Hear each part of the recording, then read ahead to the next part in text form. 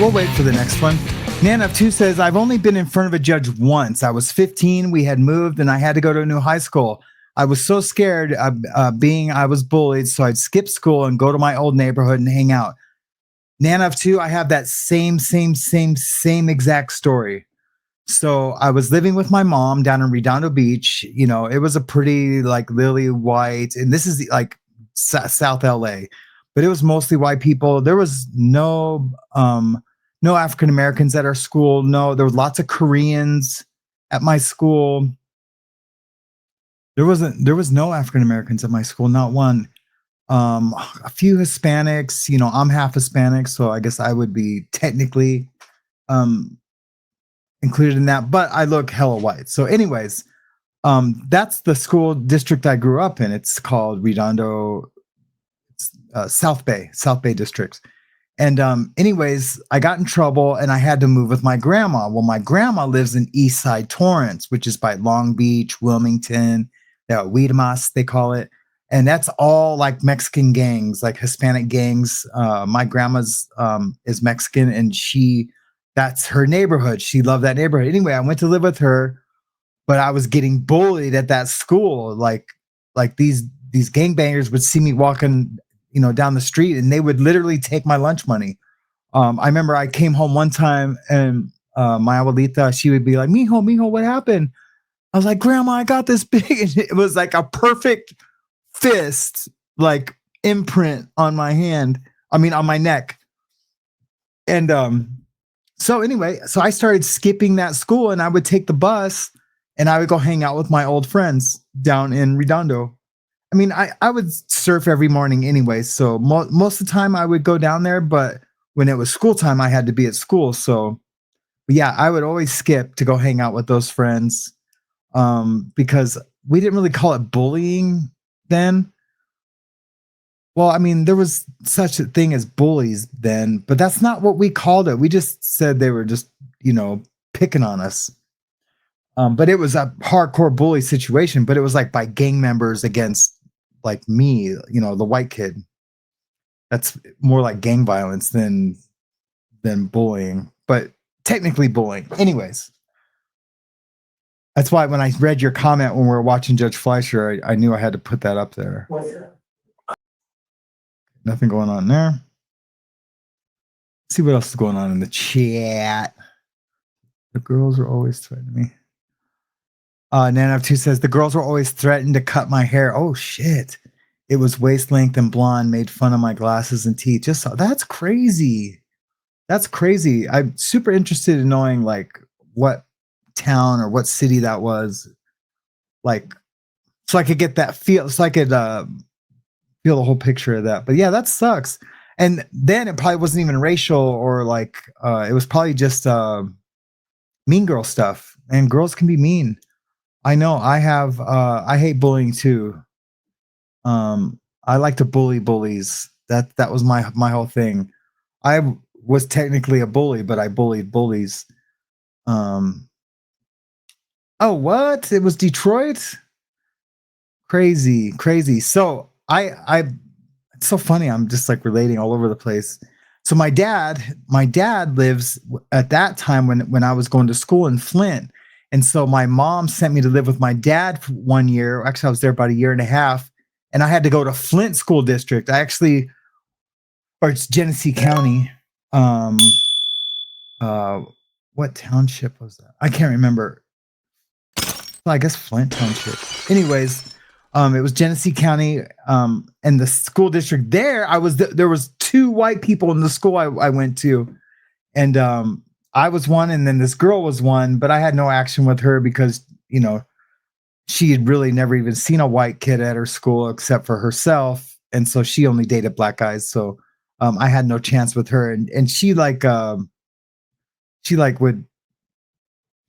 don't know. She didn't like me. You know, I dressed like a surfer.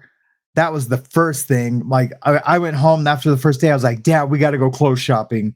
So he took me to Meijer's. I know it's Myers, but I always called it Meijer's. He took me to Myers Thrifty Acres and tried to buy me some kind of cool clothes, you know, kind of.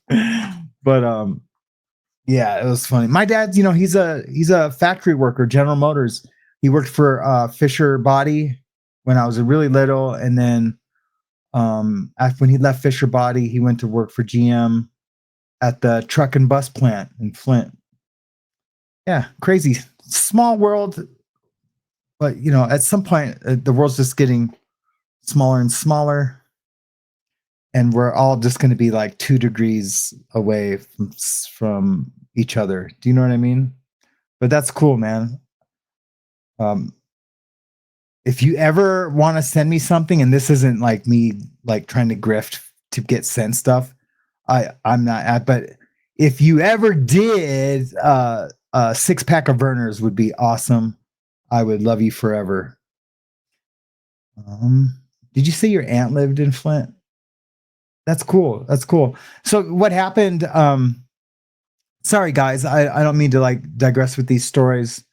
But my so after that first year, my dad's like, okay, I can't have my son going to this school. So we moved to a town called Davison, which is just really close to Flint.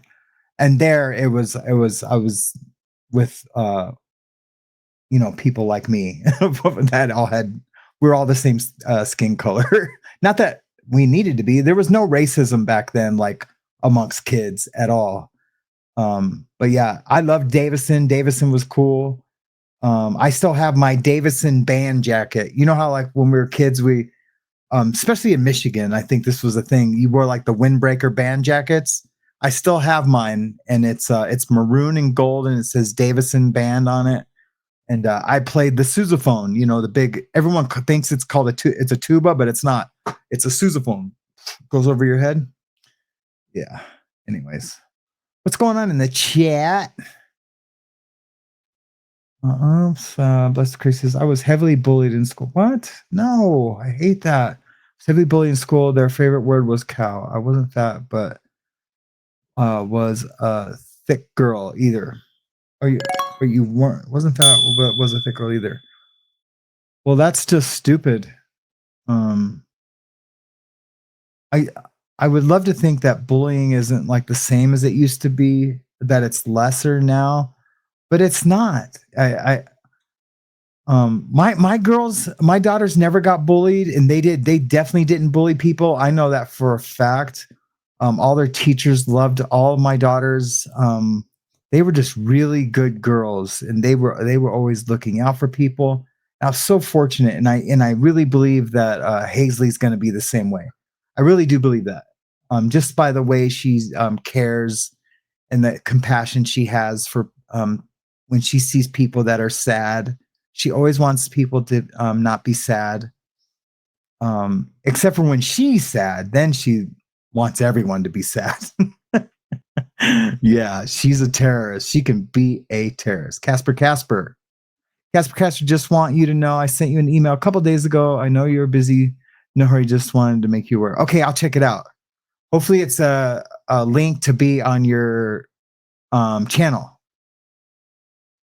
Were those funny gummies? No, they're Shaquille O'Neal gummies. Oh, do you mean like pot gummies? Hell no. Even if I wasn't sober, I can't do weed or THC. One of these days I'll have Mariana join me, and she'll tell you the funniest story of all time about THC. My wife, she smokes weed. Well, no, she quit. Yeah, she quit a few days ago. It was kind of a rough couple days. I'm so used to saying that she smokes weed every day. No, she out of respect for me and the community here on YouTube, she felt convicted after she started her show to not smoke weed anymore. Isn't that cool? Yeah, I was so proud of her. My email address. Oops, sorry, wrong one. It moved right when I hit it. Bohohobo, my email address is insidethemindx@gmail.com. It's also in the description.